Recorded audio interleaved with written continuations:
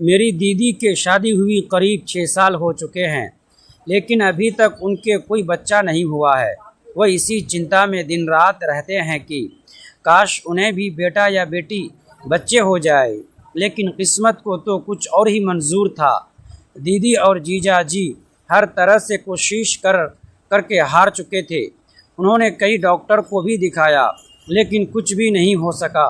लोगों ने जहाँ जहाँ आयुर्वेदिक दवाइयाँ के बारे में सलाह दी, उन्होंने वह सब कुछ किया, लेकिन वह माँ न बन सकी। अब जीजा जी भी थक हार चुके थे। यह सब जांच करवाते करवाते वह दीदी पर चिड़चिड़ाते, उन पर गुस्सा होते हैं, यहाँ तक कि अब वह हाथ भी उठाते हैं। कभी कभी दीदी मुझे रोती रोती कुछ बातें बता दिया करती थी, लेकिन मैं कुछ कर नहीं पा रही थी।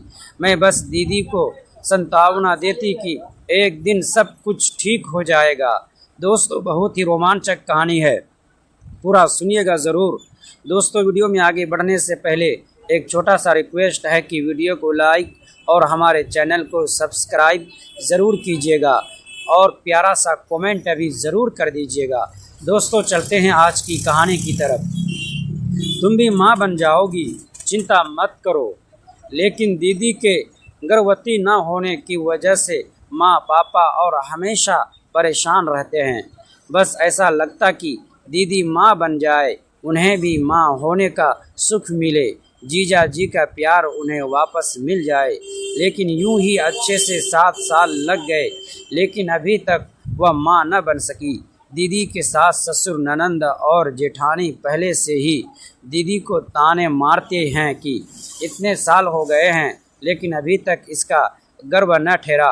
और अब तो जीजा जी भी दीदी से अनबन करने लग गए और छोटी छोटी बातों में हाथ उठाने लग गए। कभी कभी वह रात में शराब पी के भी आया करते और दीदी के पिटाई करते हैं। दीदी ये सब चीज़ों से थक गई थी। फ़ोन पर हमें बताया था। मैं फ़ौरन दीदी और जीजा जी के घर पहुंची। उनके घर में सब लोग गांव गए हुए थे। वहां पर सिर्फ दीदी और जीजा और जीजू थे। दीदी बुखार से तप रही थी और जीजा जी ने उन्हें कुछ टेबलेट दवाइयां खाने को दी हुई थी जो टेबल पर रख पड़ी थी। दीदी की हालत देखकर ऐसा लग रहा था कि वह मानसिक प्रताड़ित हो चुकी हैं, और ये देख कर के मैं अपने आप को रोक न सकी और मैं उनके गले लगकर रोने लगी। जीजा जी अपने कमरे में थे। मैं जीजा जी से बात करने उनके कमरे में गई और गुस्से में मैंने कहा, आप लोगों ने मेरी दीदी की हालत क्या कर दी है? अगर उनके बच्चा नहीं हो रहा है तो उसमें उनकी क्या गलती है? मेरी दीदी कितनी खुश रहा करती थी और इस तरह से बीमार बेजान पड़ी हुई है। इसमें आप लोगों की गलती है।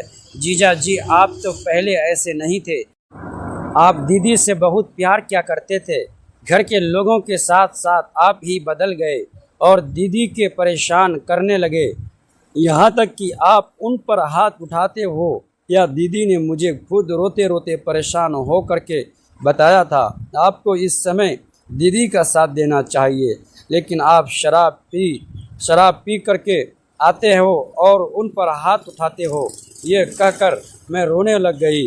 इसके बाद जीजू ने मेरा हाथ पकड़ते हुए मुझे पलंग पर बैठा दिया और मेरी ओर देखते हुए कहा, मोहिनी, मैं बाप बनना चाहता हूँ। मैं बाप बनने की खुशी महसूस करना चाहता हूँ।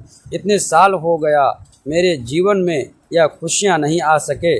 मैं हर तरह की कोशिश की, तुम्हारी दीदी के इलाज करवा कर जहाँ जहाँ लोगों ने बताया वहाँ वहाँ तुम्हारे दीदी को मैं लेकर गया, लेकिन वह मुझे बाप बनने का सुख ना दे सके। मुझे तो कोई समझने की कोशिश नहीं करता। घर के लोग कहते हैं कि इसकी बीवी इसे बाप ना बना सकी, कैसी औरत उठाकर लाया है। शादी के इतने साल बीत गए, लेकिन मैं इस खुशी से अभी तक वंचित हूँ। तो मैंने आराम से कहा, जीजू, ये खुशी तो दीदी के ज़िंदगी की सबसे बड़ी खुशी होती है। दीदी और जीजा जी ने कोई कसर नहीं छोड़ी थी। शहर के बड़े बड़े डॉक्टरों को दिखाया, महंगे इलाज करवाए, तरह तरह की जांचें करवाई। लोगों ने जहां जहां की आयुर्वेदिक दवाइयों और घरेलू नुस्खों की सलाह दी, उन्होंने सब कुछ आजमा कर देख लिया, लेकिन हर बार उन्हें सिर्फ निराश ही हाथ लगी थी। समय बीतता गया, रिश्तेदारों और पड़ोसियों के ताने भी बढ़ने लगे।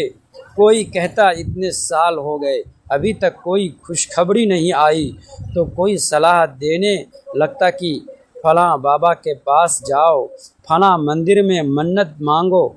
ये बातें दीदी के दिल को और ज़्यादा दुख पहुंचाती थी। एक दिन तो हालत यह हो गई कि दीदी कमरे में अकेले बैठकर रोने लगी। उन्होंने जीजा जी से कहा, शायद मेरी किस्मत में माँ बनना लिखा ही नहीं है। लेकिन जीजा जी ने उनका हाथ पकड़कर कहा, तुम मेरी ज़िंदगी की सबसे बड़ी खुशी हो, बच्चा हो या ना हो, इससे तुम्हारे रिश्ते की अहमियत कम नहीं होती। जीजा जी की यह बात सुनकर दीदी की आंखों से आंसू बह निकले।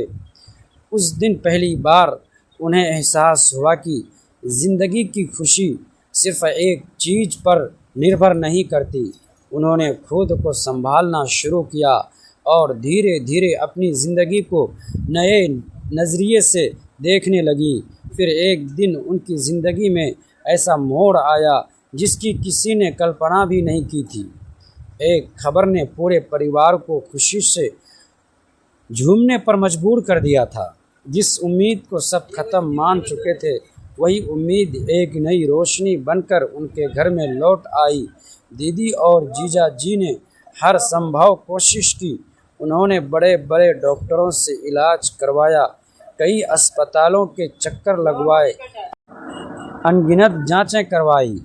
जब मेडिकल इलाज से उम्मीद कम होने लगी तो उन्होंने आयुर्वेदिक दवाइयाँ भी ली। रिश्तेदारों और परिचितों ने जिस वेग हकीम या घरेलू नुस्खे का नाम बताया, उन्होंने उसे भी आजमा लिया, लेकिन हर बार नतीजा वही रहा, निराश ही निराश रहा। समय के साथ ये चिंता उनके जीवन का हिस्सा बन गई। कई रातें ऐसी गुजरती थी जब दीदी चुपचाप तकिए में मुंह छिपाकर रोती रहती थी। उन्हें बच्चों से बहुत प्यार था। मोहल्ले के बच्चे उन्हें दीदी दीदी कहकर बुलाते थे और वे उन्हें टॉफ़ियाँ बांटती थीं। लेकिन जब वे बच्चे अपने घर लौट जाते तो घर का सन्नाटा उन्हें और ज़्यादा परेशान करता था। दोस्तों, कहानी की अगली पार्ट देखने के लिए प्लीज़ हमारे चैनल को सब्सक्राइब ज़रूर कीजिएगा और प्यारा सा कमेंट भी कर दीजिएगा।